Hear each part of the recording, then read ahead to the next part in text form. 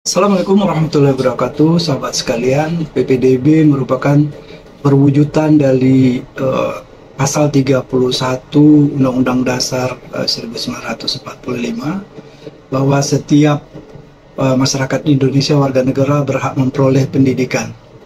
Nah, PPDB ini bertujuan salah satunya untuk melaksanakan pemerataan terhadap pendidikan.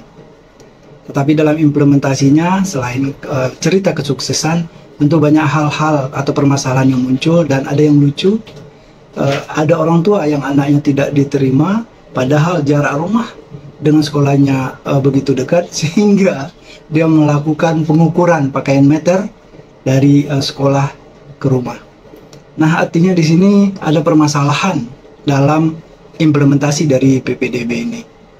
Saya ingin membacakan satu berita dari Republika.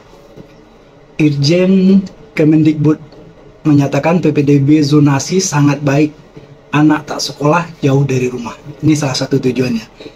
Republika.co.id Jakarta, Kementerian Pendidikan dan Kebudayaan, Riset dan Teknologi menyebut kebijakan penerimaan peserta didik baru PPDB yang ada saat ini merupakan kebijakan yang mulia, yakni demi kepentingan anak. Selain itu, kebijakan tersebut juga dinilai sangat membantu pemerintah dan Pemda. Ya, jelas sekali ya kalau di sini bahasanya sangat bagus, tujuannya juga sangat bagus. Dia menjelaskan manfaat terbesar dari kebijakan zonasi pada PPDB adalah anak-anak menjadi tidak perlu bersekolah di lokasi yang jauh dari rumah. Dengan begitu pula, kata dia, orang tua bisa menjadi lebih tenang dan mengawasi anak-anaknya karena lebih mudah melakukan pemantauan. Tentunya kita berharap ini juga menjadi pemicu dan semangat bagi kita semua dalam memberikan pendidikan yang terbaik kepada anak-anak. Karena kita pahami, seperti di kota-kota besar, terkadang anak-anak menghabiskan waktu lelah di jalan karena jarak rumah yang jauh dari sekolah. Ini sangat bagus tujuan dari PPDB itu sendiri. Kemudian pada berita lainnya dari Republika juga, Selasa 11 Juli 2023, sistem zonasi PPDB bermasalah. Mendikbudristek diminta turun tangan. Kepala Litbang Perhimpunan Pendidikan dan Guru, Feriansah, mengatakan masalah dalam PPDB yang juga sering muncul adalah praktek jual beli kursi, pungli, dan siswa titipan dari pejabat atau toko wilayah tersebut. Menurut Feriansah, pihaknya mencatat kasus seperti itu terjadi di Bali, Bengkulu, Tangerang, Bandung, dan Depok. Modusnya adalah menitipkan siswa atas nama pejabat tertentu ke sekolah.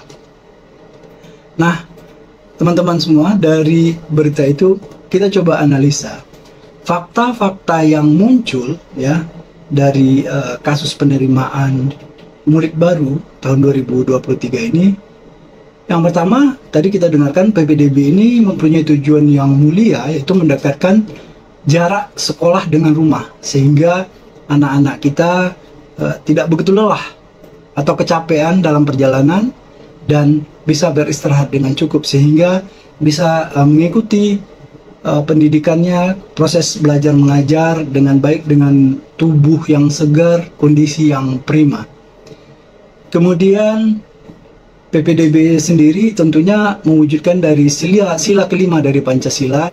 Kemudian fakta lainnya, PPDB merupakan perwujudan dari dari Pasal 31 ayat 1 Undang-Undang Dasar 1945.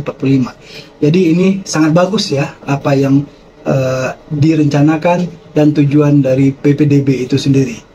Nah, permasalahan yang muncul di lapangan tentunya perlu diantisipasi untuk perbaikan-perbaikan berikutnya. Ada dua tipe permasalahan yang muncul. Yang pertama, permasalahan yang disebabkan oleh kenakalan.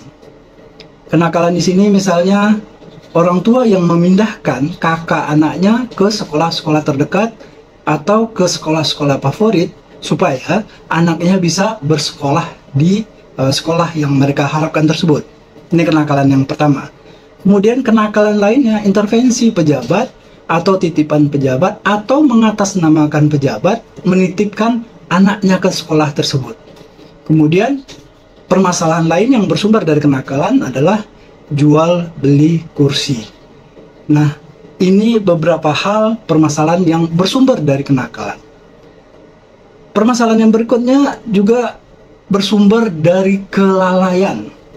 Misalnya, anak yang berada di zona 3 itu tipis kemungkinan bisa diterima di sekolah yang mereka tuju. Ada beberapa praktek ya, itu rata-rata kan mereka mendapatkan sekitar 5 pilihan. Kalau pilihan dari zona itu adalah di zona 3 semua, maka si anak kemungkinan besar akan sulit untuk diterima karena dia merupakan alternatif terakhir dari zonasi tersebut. Nah, tentunya ini menjadi kelalaian. Kenapa? Karena jangan sampai ada anak itu 5 pilihannya berada di zona 3.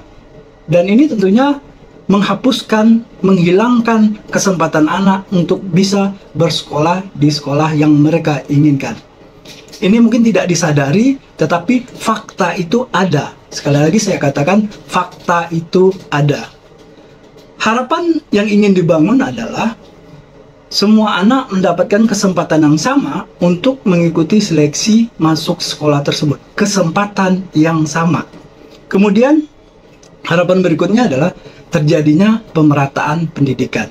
Ini harapan yang ingin dibangun dari pelaksanaan PPDB dan tentunya harapan kita semua warga negara Indonesia. Nah, terkait dengan permasalahan tersebut, solusi yang diharapkan dari pemerintah adalah yang pertama, melakukan evaluasi menyeluruh. Jangan sampai ada perkataan bahwa hanya sedikit yang tidak diterima karena kelalaian tersebut. Hak mereka adalah sama. Jangan sampai lagi ada terjadi kelalaian sehingga ada anak yang berada, pilihannya semuanya berada di zonasi 3. Ini kasihan sekali ke mereka. Saya hakul yakin mereka tidak akan bisa diterima atau mendapatkan sekolah yang mereka harapkan. Nah, solusi yang lainnya tentunya berikan sanksi yang menimbulkan efek jera.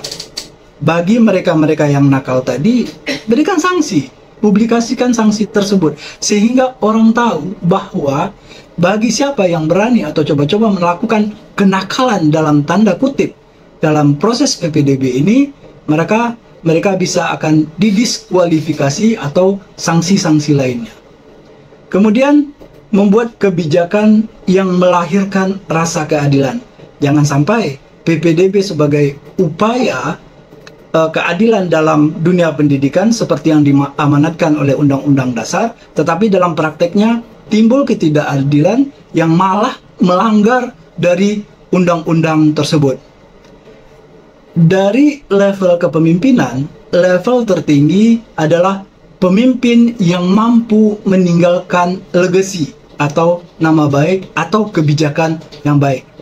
Ibarat kata pepatah atau perkata bijak, gajah mati meninggalkan gading, manusia mati meninggalkan nama, pemimpin turun dari jabatannya meninggalkan legasi. Semoga bermanfaat. Salam sukses. Assalamualaikum warahmatullahi wabarakatuh.